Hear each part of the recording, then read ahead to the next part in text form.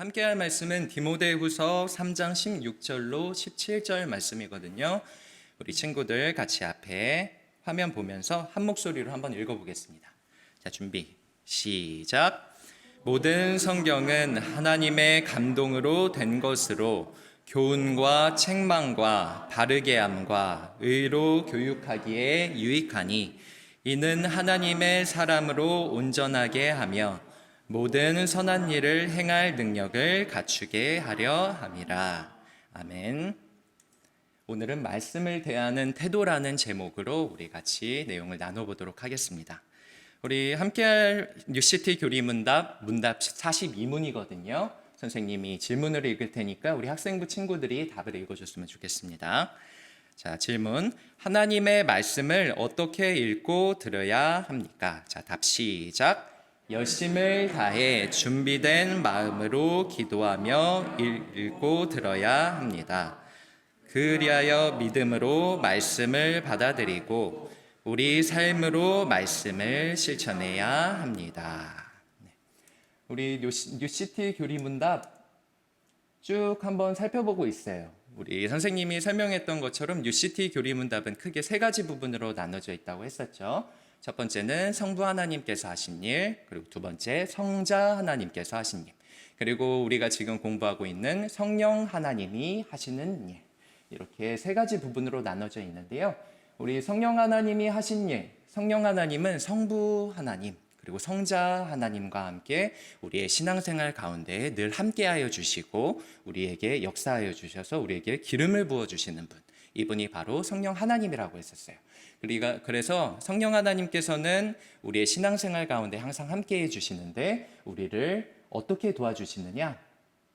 자, 성령 하나님께서는 우리의 죄를 깨닫게 하여 주시고요. 그리고 우리가 기도하고 하나님의 말씀을 이해하도록 도우신다고 우리가 문답 37문에서 배웠었어요.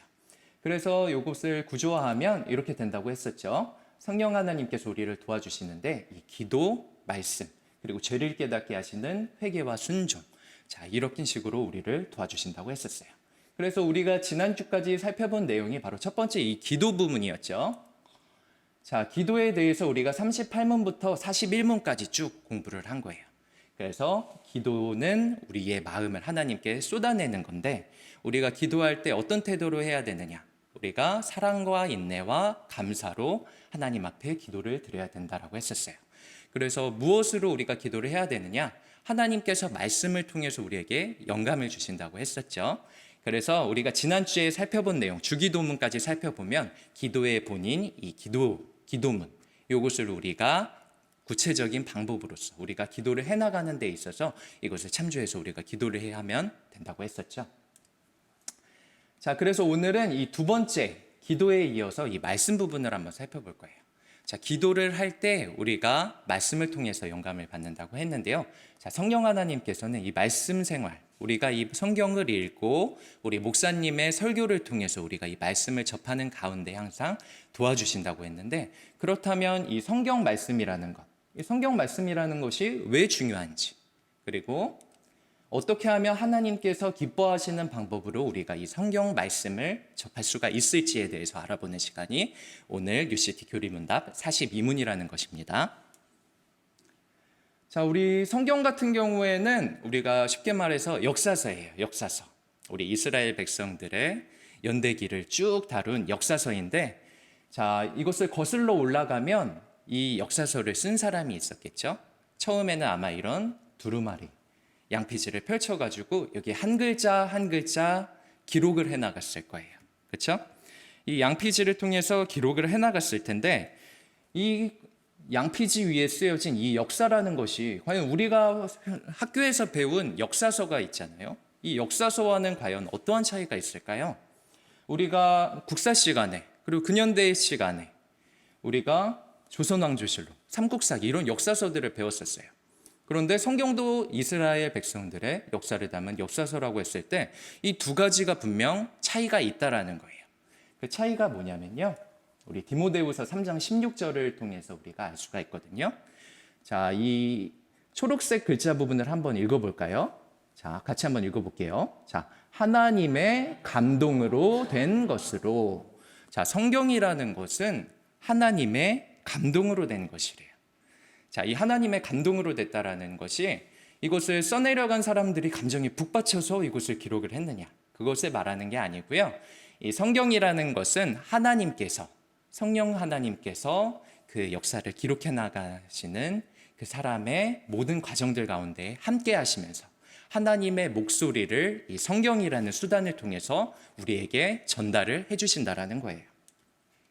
그래서 하나님께서는 이 성경을 통해서 우리에게 하나님께서 하시고 싶은 말을 우리에게 말씀을 하고 계세요. 그래서 우리는 이 성경을 읽고 성경을 통해서 영감을 얻고 우리가 지난주까지 배웠던 그 기도라는 방법을 통해서 우리는 하나님께 응답을 해 나가고 우리의 삶에 이 말씀들을 적용해 나가는 것입니다. 자, 그런데 이 하나님께서는 이 성경을 통해서 우리에게 어떤 것을 도대체 바라고 계시길래 우리에게 이러한 말씀들, 우리에게 이러한 이야기들을 전달하고 계신 걸까요? 우리 디모데후서 3장 16절로 17절로 다시 돌아가서 우리 초록색 부분을 선생님이 한번 읽어볼게요. 자, 하나님께서는 성경을 통해서 우리가 이렇게 되기를 바라고 계신대요. 하나님의 사람으로 온전하게 하며 모든 선한 일을 행할 능력을 갖추게 하려 함이라. 하나님께서는 성경을 통해서 우리가 그리스도인들이 이 성경을 읽음을 통해서 우리에게 어떤 것을 바라고 있냐면 우리가 이 그리스도 안에서 성장해 나가기를 바라고 계신 거예요. 그래서 우리가 이 씨앗과 같은 우리의 신앙생활이 점차 싹을 틔우고 꽃을 피우고 열매를 맺을 수 있도록 우리 그리스도인들은 이 성경 말씀을 먹고 우리의 신앙생활이 잘 자라나서 그것을 우리 삶에 적용시켜 나가는 이 일련의 과정들까지 하나님께서 바라고 계신 겁니다. 자, 그렇다면 하나님의 말씀을 듣기 위해서 우리는 어떻게 준비를 해야 될까요? 이 성경을 대하는 데 있어서, 하나님의 말씀을 대하는 데 있어서, 그리고 우리 목사님의 설교 말씀을 대하는 데 있어서 우리는 이런 태도로, 이러한 마음가짐을 가지고 우리는 이 성경을 대해야 될 거예요. 첫 번째는 우리가 기도하는 마음으로, 그리고 두 번째는 경외심을 갖고, 세 번째는 겸손한 마음으로 우리는 이 성경이라는 것을 대해야 됩니다. 첫 번째, 기도하는 마음으로. 우리 성경이라는 것은 하나님께서 우리에게 우리를 위해서, 우리를 위하여서 주신 말씀이에요. 그래서 항상 하나님 앞에 감사하는 마음으로 이 성경책을 단순한 역사서나 소설을 읽듯이 읽는 것이 아니라 하나님을 대하는 마음으로 우리는 하나님께 감사하며 그리고 우리에게 이 말씀을 적용하도록 성령님께서 주신 그 기쁨을 같이 하면서 우리는 이 성경을 함께 나가야 되는 거예요. 그리고 밑에는 아까 말씀에서 읽었던 것처럼 하나님은 우리를 이 성경을 통해서 가르쳐 주시고 때로는 책망하시기도 하고 그리고 바르게 해주시고 우리를 훈련하여 주시는 거거든요. 그러니까 우리는 이것들을 기도하는 마음으로 우리는 성경을 대해야 됩니다. 그리고 경외심을 품어야겠어요. 우리가 이거 성경책은 단순한 역사서가 아니라고 했어요. 소설이 아니라고 했어요. 이 성경책은 분명히 이 뒤에 계신 하나님께서 이 성경책 뒤에 자리를 잡고 계신 거예요. 그러니까 우리는 성경을 대할 때 그냥 가벼운 마음으로 대하는 것이 아니라 우리는 이 뒤에 계신 하나님을 생각하면서 우리는 경외의 마음을 가지고 이 성경을 대해야 됩니다. 그리고 마지막은 겸손한 마음으로 이 성경책을 대해야 돼요. 하나님은 항상 일하신다고 했어요. 우리가 쉬는 가운데에서도 하나님께서는 쉬지 않고 일하신다고 하셨었죠. 이 하나님께서 항상 일하시는 사실을 기억하고 우리 성령 하나님께서 내가 점점 거룩해져가는 그 성화의 과정 가운데 항상 함께해 주신다는 이 사실에 항상 겸손함으로 우리가 감사함으로 이 성경책을 접하고 대했으면 좋겠습니다.